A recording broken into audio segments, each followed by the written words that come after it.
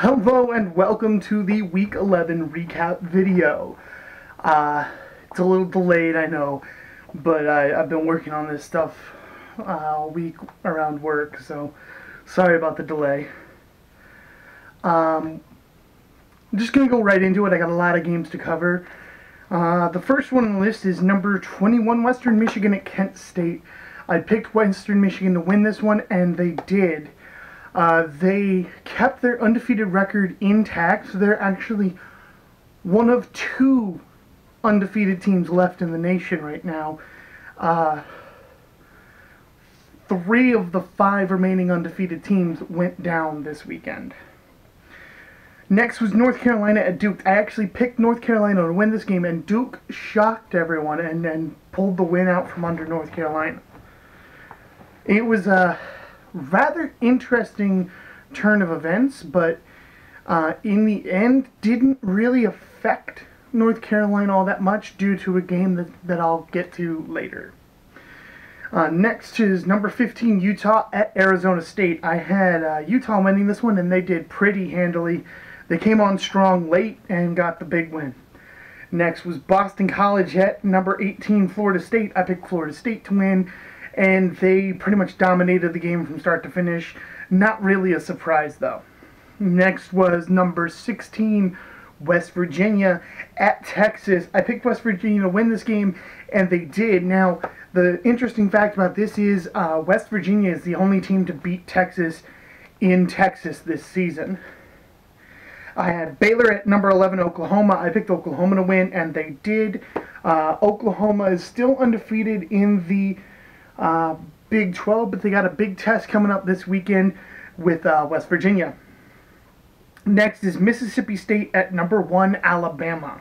I picked Alabama to win this one, and it really was no contest. Alabama won it huge. Next, number 10, Penn State at Indiana. Penn State came on strong late in the game and pulled out to a 45-31 win. Illinois at number 7, Wisconsin. Wisconsin won the game pretty handily. And that's who I had picked to win. Next was number 9, Auburn at Georgia. I had picked Auburn to win this game, but Georgia pulled out a great defensive game. They went down 7-0 going into the halftime, but had a pick 6 to tie the game. Then 2 field goals after that, and a shutout by their defense in the second half. They beat Auburn 13-7. Next was number 5, Ohio State at Maryland. Ohio State won that very easily. Texas Tech at number 13, Oklahoma State. I picked Oklahoma State to win that one, and it really wasn't that close of a game. It was a really close game. It was not going to be a runaway for Oklahoma State. It was kind of a toss-up in my mind, and it really came down to the wire. Final score of 45-44 in Oklahoma State's favor. Next was Pittsburgh at number 2, Clemson. I had picked Clemson to win this game. I thought Pitt would keep it close, but I didn't think they could beat Clemson in Death Valley. And I was wrong. It was a roaring game. They traded punches throughout the first half. There was actually one point where it was 14-7 Pitt in the first quarter. And on a goal line play, it looked like Clemson was gonna be down 21-7. It looked like it was actually called on the field a fumble recovered by Pitt and returned for a touchdown. But upon further review, they found that the ball carrier for Clemson had crossed the goal line before losing the ball. It ended up being a touchdown for Clemson, tied up the game.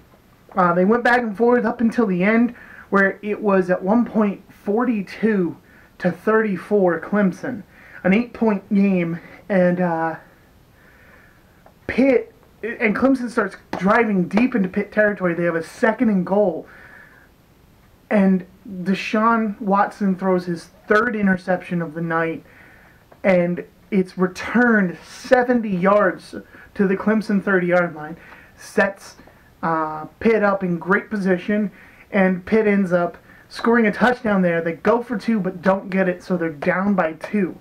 Now it looks like Clemson was going to run the clock out again. They managed to drive down the field, and it turns out they get stopped short. They have a 4th and 1 at the Pitt 35-yard line. And it's a long field goal, so I understand that they didn't kick the field goal.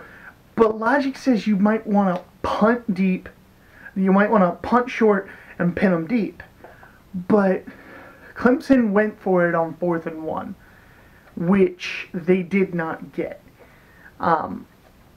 Pitt took the ball over at their own 36-yard line and proceeded to march into field goal range and kick the game-winning field goal with 6 seconds left on the clock.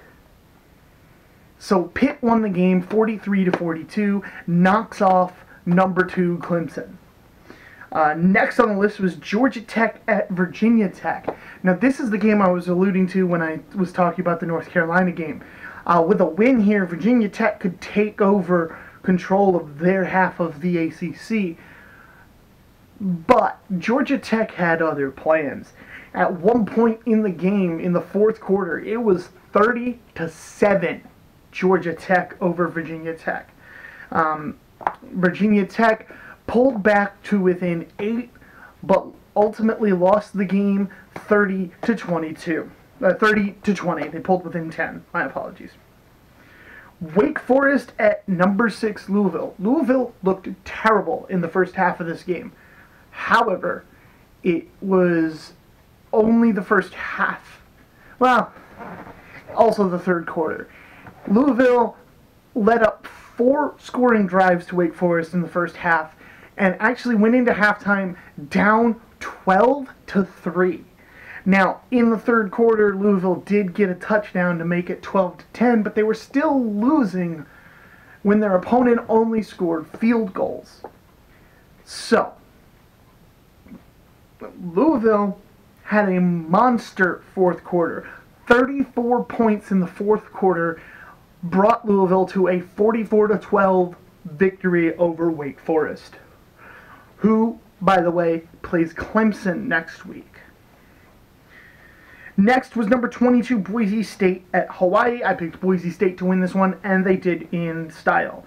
Next was number 24 LSU at number 25 Arkansas. I picked LSU to win the game, and they did with flying colors. They beat up on Arkansas.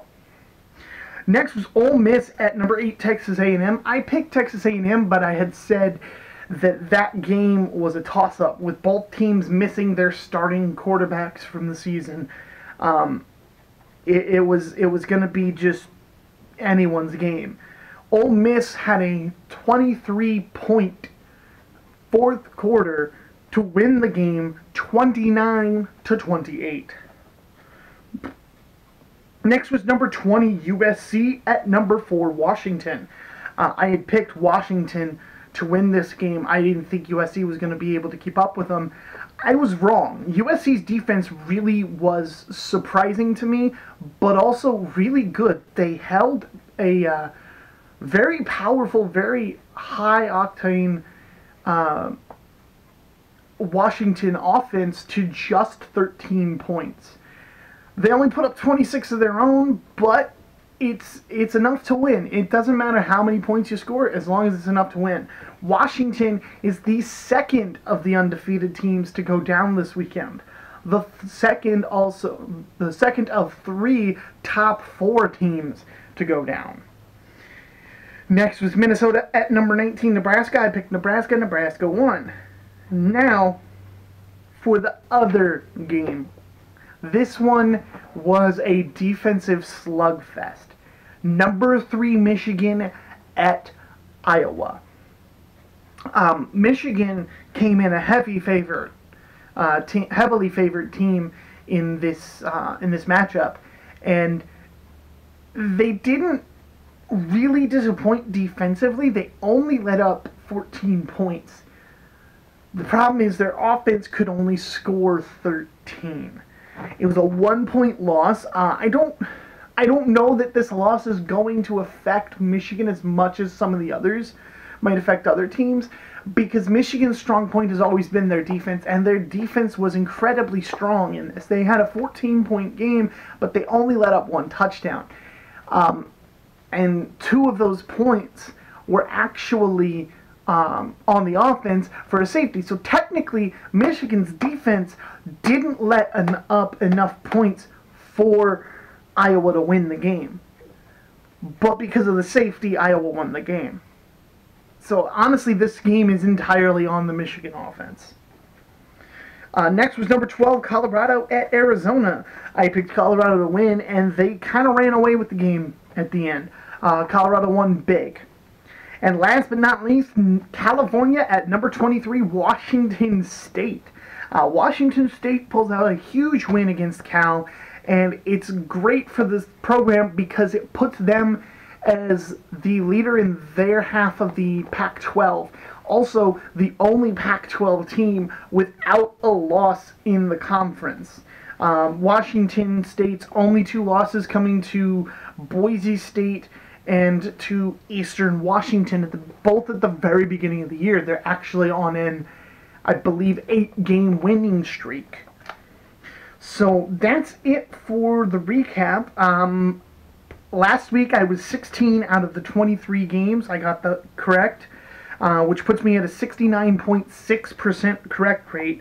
And overall for the year so far, I have 171 out of 225 correct. So I'm at 76% correct on the year. Really interested to see tonight where the teams are going to fall. Obviously, Alabama's still going to be number 1. But who's going to be in that 2, 3, and 4 spot now that 2, 3, and 4 all lost? Is it going to mix up terribly? Are they going to change everything? I wouldn't be surprised to see Washington fall out. They've been kind of rude to them already, leaving them out in the first one and then putting them at 4 in the second one. They've kind of been unimpressed with Washington's season, and I don't think anything in that game did good to impress them either. So it'll be interesting to see who jumps up. You might see, assuming Michigan doesn't fall out of the top 4, you might see Michigan and Ohio State in the top 4. It's going to be interesting either way, but it's not quite here yet. So that'll be tonight. I'm really excited to see that, and thank you guys for tuning in. I know this video kind of rambling and a little stuttery for me. Kind of doing it on the fly right now, but thanks for tuning in, and I really appreciate you guys watching. If you like what I'm doing, don't forget to hit that like button and subscribe, and I'll see you guys in a couple of days or so for that Week 12 predictions video. See ya.